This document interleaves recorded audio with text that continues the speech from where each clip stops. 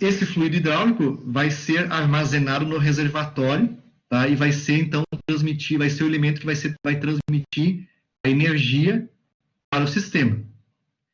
Bom, agora nós vamos ver o reservatório e seus acessórios. Nós sabemos que os elementos de um sistema hidráulico são os elementos de trabalho, os atuadores, os elementos de comando, que são as válvulas, e temos também o elemento de produção, tratamento e distribuição do óleo. E esse sistema de distribuição, tratamento e produção do óleo envolve basicamente o reservatório e seus acessórios. Esse sujeito aqui, ó. Então, em função do tamanho dos atuadores, a gente sabe, em função do tamanho dos atuadores, o tamanho envolve o diâmetro dele e o curso. Nós temos aqui um certo curso do atuador, o curso. Temos um diâmetro, temos uma área aqui, ó, nós temos uma área. Se nós pegarmos essa área e o curso, temos o volume do atuador. Se nós tivermos um atuador, tem um volume, se eu tiver dois, tem mais volumes e assim por diante. Cada atuador, para poder fazer o movimento do ponto morto inferior, do ponto morto, da posição recuado para avançado, tá? É necessário que eu introduza no atuador um certo volume de fluido. Há uma certa necessidade de volume de fluido no sistema. Esse volume do fluido, pessoal, esse volume, quando associado com a frequência de movimento do atuador, frequência de movimento, vamos imaginar que o nosso atuador ele execute 20 avanços por minuto. Então, ele tem que avançar e vá 20 vezes por minuto. Se eu pegar esse volume de um avanço e multiplicar por 20 avanços, eu tenho qual é a vazão de óleo que é necessária ser introduzida no sistema, né? Tanto aqui como também nesse outro lado aqui, tá? Para fazer o atuador se movimentar. Então, eu vou calcular a vazão. Quem vai mandar essa vazão é a bomba. A bomba vai mandar essa vazão para o sistema para fazer o movimento do atuador. E essa vazão, né, esse fluido hidráulico, ele vai ficar armazenado dentro do reservatório. Então, para fazer o movimento de avanço, eu vou bombear fluido do reservatório que vai para avançar o atuador. Depois eu preciso recuar. Então, há diferenças de área entre o avanço e entre os dois lados do atuador. Isso vai provocar variação no fluxo. E o nível de óleo do interior do reservatório vai subir e descer, de acordo com o movimento do atuador. Se eu tiver um atuador, posso ter 2, posso ter 3, então isso, né, vai provocar uma diferença de nível lá no reservatório. Então, quando nós vamos projetar uma máquina que vai precisar de um sistema hidráulico, um dos elementos que tem que ser projetados é o reservatório. No reservatório, eu vou ter uma série de elementos que vão executar funções específicas no sistema hidráulico, tá? E tem que ser adequadamente pensados. Então, lá no reservatório, nós vamos ter esses elementos aqui. O reservatório, geralmente, o mais barato é feito de chapa soldada, né? Posso pegar uma chapa de material 1020, soldar ela e fazer de chapa soldada, né? Pode ser de alumínio, tá? Se a gente comprar pronto, a gente compra de alumínio, tá? Pode comprar o reservatório com certo volume de alumínio. E aí, quando eu inicio o processo de projeto do sistema hidráulico, um dos elementos importantes que eu preciso definir é o volume que esse o reservatório tem que ter, e especificar todos os componentes. Eu tenho chicanas, eu tenho escotilha de inspeção, eu tenho um filtro de ar, eu tenho uma linha de retorno, eu tenho a bomba, aqui no caso aqui é o motor, e tenho a bomba, tá? A bomba, tenho válvulas, tenho filtros que devem ser colocados no interior do reservatório, tá? Eu tenho parafusos para drenagem, eu tenho o meu reservatório tem alguns pezinhos aí, né? Tem um visor de controle do nível de óleo. Todos esses elementos são imprescindíveis para o sistema. E cada um deles tem uma função diferente. Tá? Então, essas são as partes principais de um reservatório. Aqui tem uma figurinha do Palmieri. Tá? E a função principal do reservatório é assegurar esses três elementos aqui. Ó. Assegurar um nível de óleo hidráulico, então ele tem a função de armazenar o óleo. Tá? Mas sempre existe uma variação de nível entre o avanço e o retorno do atuador. Provocar o resfriamento do fluido e decantar impurezas. Ao longo do trabalho, há os desgastes, né? E o desgaste é inevitável, eles vão retirando partículas das partes metálicas, atuador, cilindro, válvula e assim por diante.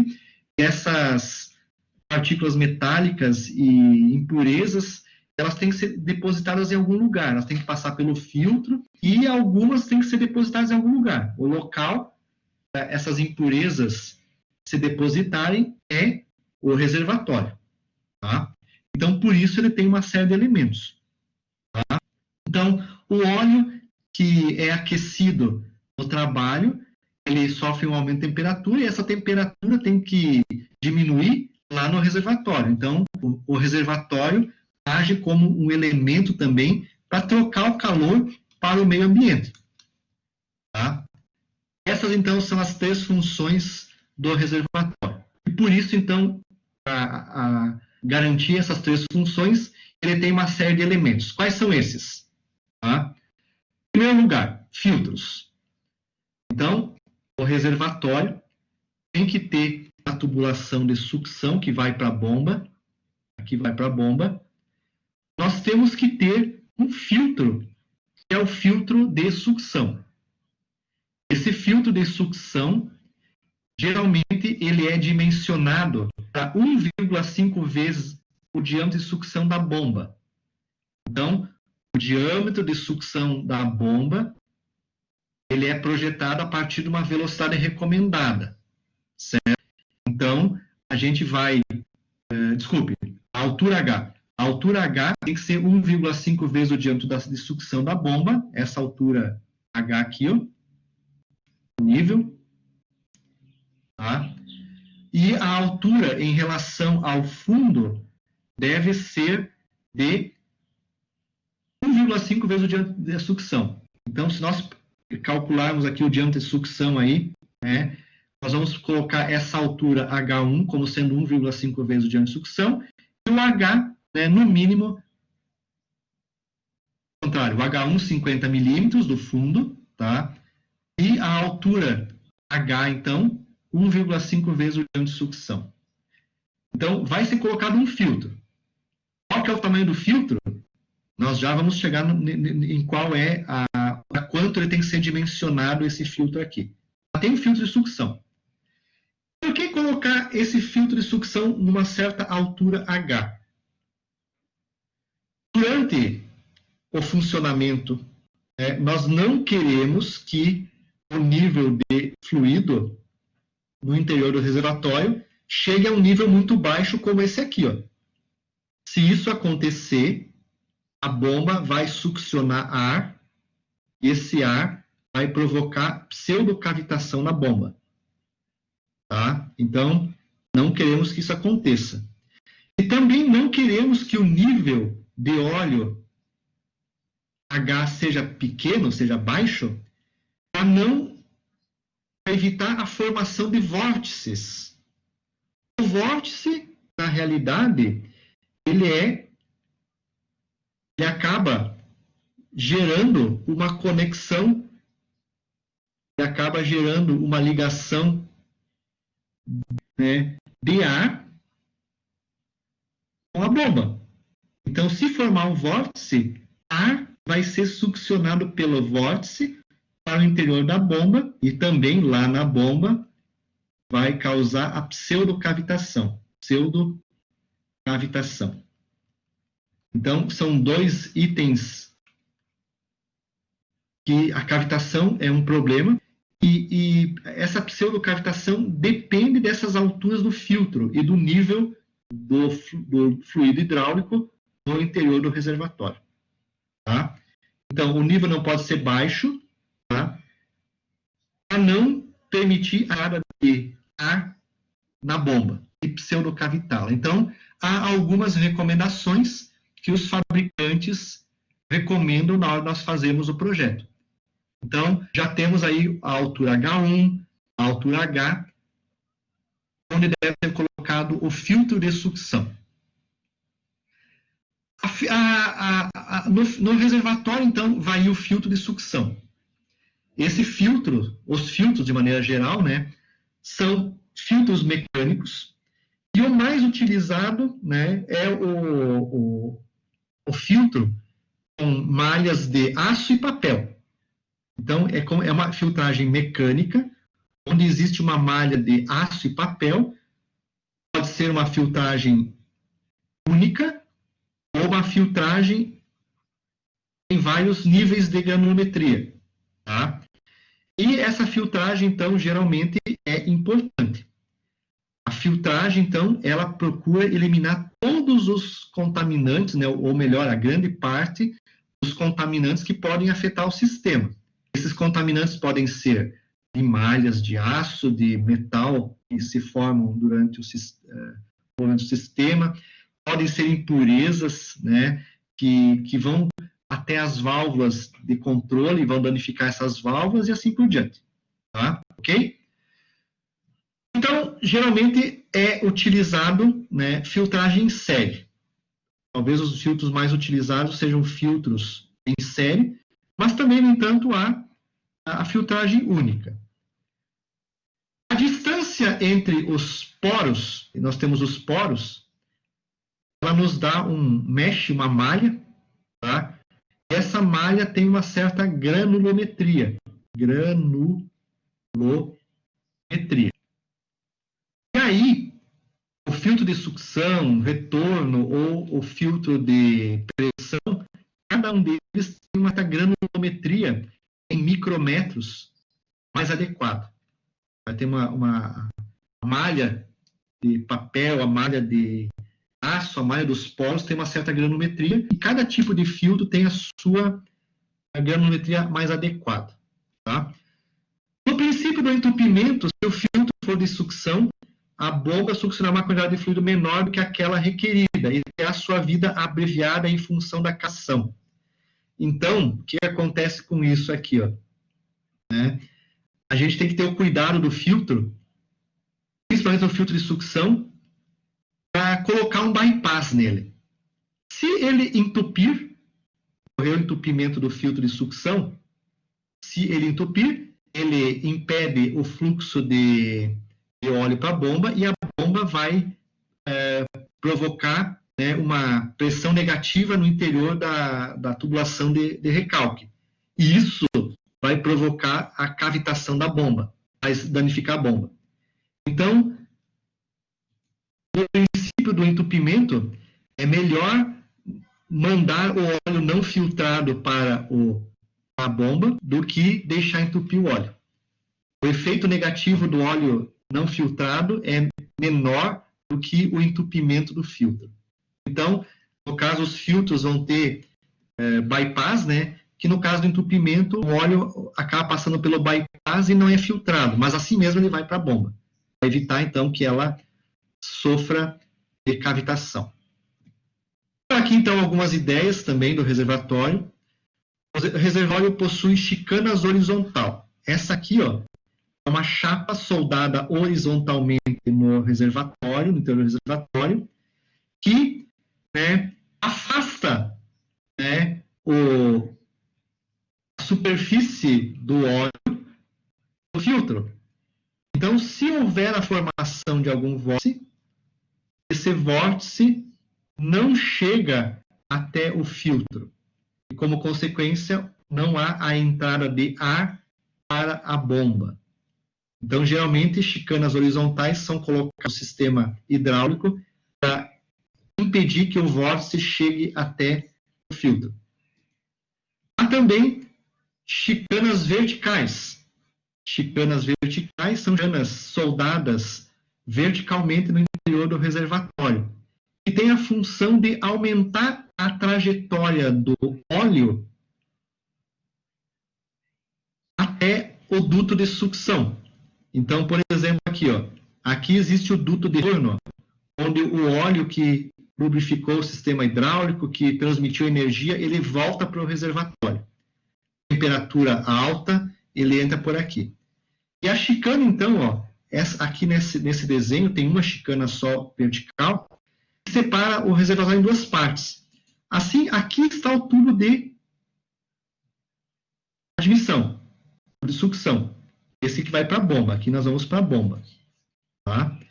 Então, vejam, do duto de retorno, o óleo vai passar por um grande percurso até chegar novamente no duto, no filtro de sucção e ser succionado pela bomba. Então, nesse trecho longo, as impurezas que estão presentes no óleo vão se decantando no interior do reservatório e também o fluido vai trocando calor, vai se movimentando e vai dando calor para o meio ambiente, reduzindo então a temperatura dele. Tá? Então, as chicanas verticais, aqui em cima na figura aqui agora, tá? Aqui tem várias chicanas. O objetivo deles é aumentar o trajeto do óleo no interior do reservatório para melhorar a troca de calor e decantar impurezas. Tá? A temperatura do óleo no interior do reservatório não deve ser superior a 65 graus Celsius. Se essa temperatura for superior a 65 graus Celsius, nós temos que adicionar um trocador de calor ao reservatório. E aí, então, usar todo o princípio lá de transmissão de calor. Um dos últimos capítulos do Palmieri, ele fornece indicadores de como fazer o projeto do trocador de calor para o sistema hidráulico. Tá? Então, só se a temperatura for superior a 65 graus Celsius. Tá? Então, como é que eu vou fazer isso? Meio que na experiência, né? A máquina que eu estou trabalhando está com uma temperatura muito alta, tá? Eu posso medir essa temperatura a partir, né, da medição das perdas de carga, lembro, né, na aula passada? A partir da perda de carga, tá? ΔP, de pressão, tá? Nós podemos identificar o calor gerado. E a partir do tamanho do reservatório, eu posso calcular a transferência de calor. Se, em função da temperatura ambiente, o reservatório não conseguir dissipar todo o calor gerado pelas perdas de potência, perdas de carga, eu tenho que ter, então, um trocador de calor. E a temperatura, então, no reservatório não pode ser superior a 65 graus. Então, isso vai limitar, então, se a temperatura chegar a 65 graus, eu tenho que usar um trocador de calor, então. Tá? Então, o trocador de calor tem que ser o elemento que vai dissipar mais esse calor e diminuir a temperatura do óleo, do fluido hidráulico. Aqui existem alguns elementos que geram calor, né, que provocam o aumento da temperatura do óleo, perdas mecânicas da bomba e motores, restrição na linha de sucção, válvulas e componentes hidráulicos mal dimensionados. Quando a vazão que passa pela válvula é inadequada para aquela válvula, as válvulas perdem muita pressão. Então, isso gera calor. Atrito nas vedações internas dos cilindros, bloco manifolds com muitas válvulas, tudo isso acaba provocando o aumento da temperatura do óleo. Tá? Então, num projeto, então, de um sistema hidráulico, nós temos que ter, então, algumas regras para o projeto do reservatório. Geralmente, então, algumas regrinhas do Palmieri. ter 4 pés. Sua base deve ser suportada por 4 pés. A altura desses pés, geralmente, então, em torno de 150 milímetros. O fundo. Deve ter um fundo para propiciar uma perfeita drenagem. Então, geralmente, o fundo do reservatório, ele é um pouco inclinado em direção ao centro, tá? Ó, se vocês olharem, aqui tem uma certa inclinação, do tipo V, assim, ó, para que as impurezas, elas fiquem depositadas nessa região. Ó. Então, à medida que vai circulando o óleo no interior do reservatório, as impurezas se decantam e ficam mais ou menos nessa região central. E nessa região central, a gente geralmente coloca ali um ímã, né, para poder captar essas impurezas metálicas. Se forem assim as metálicas, né, a gente capta essas impurezas. Tá? Deverá ser pintado e impermeabilizado internamente para evitar a oxidação, exceto em casos de fluido sintético. A gente somente usa um jato de areia, né, internamente, se for aço. Então, se eu estou usando um reservatório de chapa de aço, a gente não impermeabiliza ou pinta ele internamente, e sim só dá um jato de areia, o jato de granalha de aço agora, então, né, a areia é proibida, né, um jato de granalha de aço para poder, então, né, melhorar a sua resistência interna. Tá? Na parte superior do reservatório vão todos os componentes para a geração da vazão.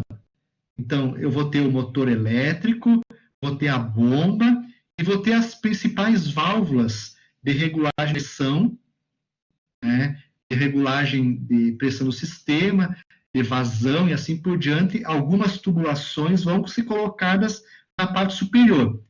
Geralmente a gente usa uma chapa grossa meio espessa, né, onde ali, então, vão colocadas as válvulas do sistema.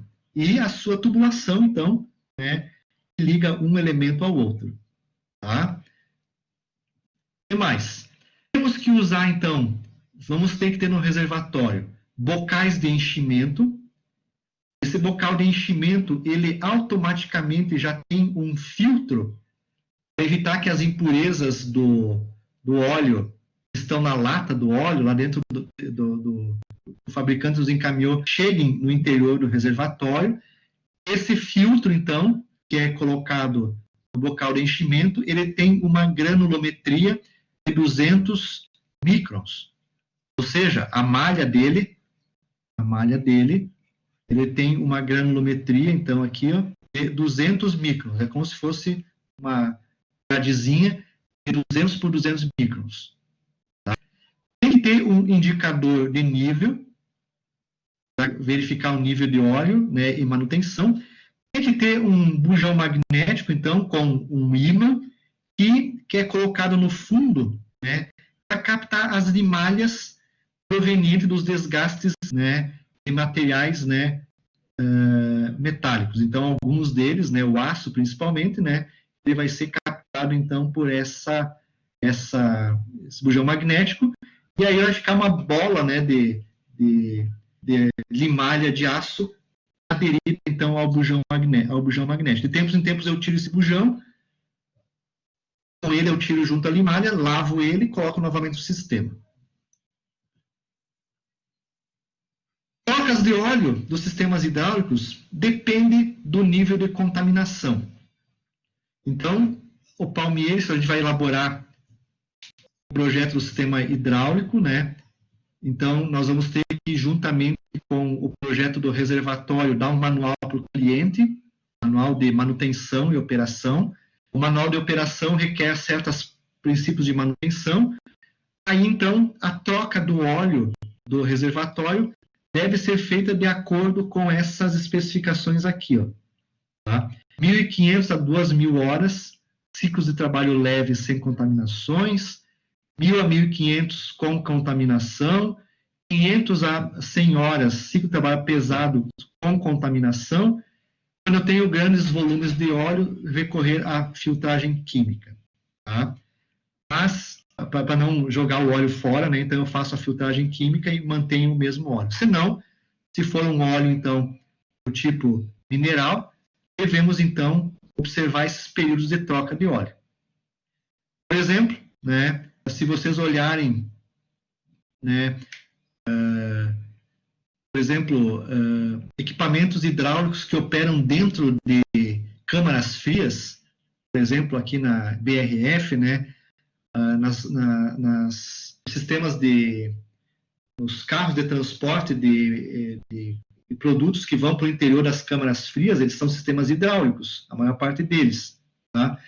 Então, nesse tipo de situação, o ciclo de trabalho é pesado com contaminação.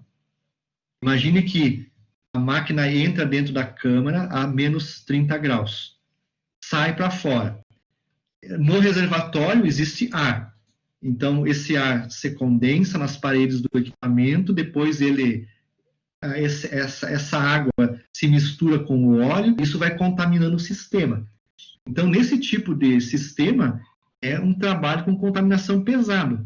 Geralmente, nesses equipamentos, né, de transporte interno, geralmente o ciclo de troca de óleo é bem mais rigoroso, de 500 a 1.000 horas de funcionamento. Então, aí, se pegarem 1.000 horas, tá? Se vocês pegarem 1.000 horas por 24, aí dá quantos dias, né? De quantos em quantos dias de trabalho que eu tenho que trocar o óleo desses sistemas hidráulicos aí, tá? Então, tudo depende da contaminação, tá? No nível de contaminação do óleo, há uma perspectiva de execução da troca de óleo.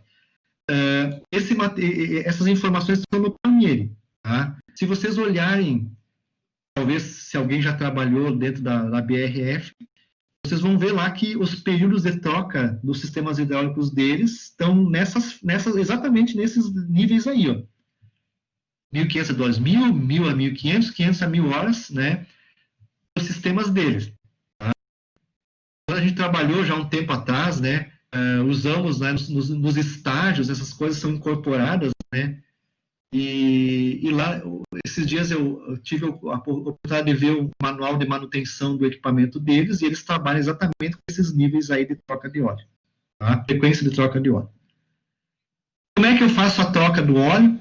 Então, há um procedimento sempre para trocar o óleo do sistema hidráulico, tá? Então, esse conteúdo que está aqui, ó, é um Ctrl+C e um Ctrl+V que vai para o relatório, para o manual de troca de óleo do sistema hidráulico que vocês vão projetar. Ó, no momento da troca do óleo, drenar o óleo nos dois lados do cilindro, drenar o óleo do tanque, limpando o reservatório com um jato de óleo diesel, secando e trocando o filtro de sucção. Então, a gente seca o reservatório e depois que lavou tudo, troca o filtro de sucção. A gente enche o reservatório novamente com óleo, dá a partida no equipamento. Faz o óleo circular da bomba para o tanque. Eu tenho aqui o tanque e aqui tenho a bomba. A gente faz, então, o óleo circular da bomba para o tanque durante 20 minutos. Tá? O óleo fica circulando, então, entre bomba e tanque durante 20 minutos. Aí a gente recompleta o óleo, o nível de óleo do reservatório. Aí a gente faz o óleo circular pela bomba para o sistema hidráulico completo, durante 30 minutos, sem carga ainda. Depois a gente retira o filtro de retorno. Depois de feita essa operação, a gente pega o filtro de retorno e coloca um novo, substitui por um novo. Tá? Então, com isso é um procedimento para fazer a troca, então, do óleo. Então, a gente tem que trocar o filtro de sucção e troca também o filtro de retorno. Primeiro é o de sucção e, por último, a gente faz a troca do retorno. Assim, as impurezas que estavam presentes ainda no interior dos atuadores, né, no interior da tubulação, esses 30 minutos e 20 minutos aqui, essas impurezas passam pelo filtro de retorno e ficam ali retidas. Aí no final a gente tira o filtro de retorno e bota um novo. Tá? pronto para ser usado, então, o sistema hidráulico novamente. Tá? Então, é o procedimento para troca do sistema, e são procedimentos que estão também colocados lá no Manual de Hidráulica Básica. Vejam, pessoal, que o Manual de Hidráulica Básica não é o único livro de hidráulica, né? Mas é um bom livro que pode ser usado como referência nos projetos que a gente faz. Tá? Tem outros livros também, tá? Sempre que vocês forem projetar, né, escolham um livro que vocês acham mais adequado,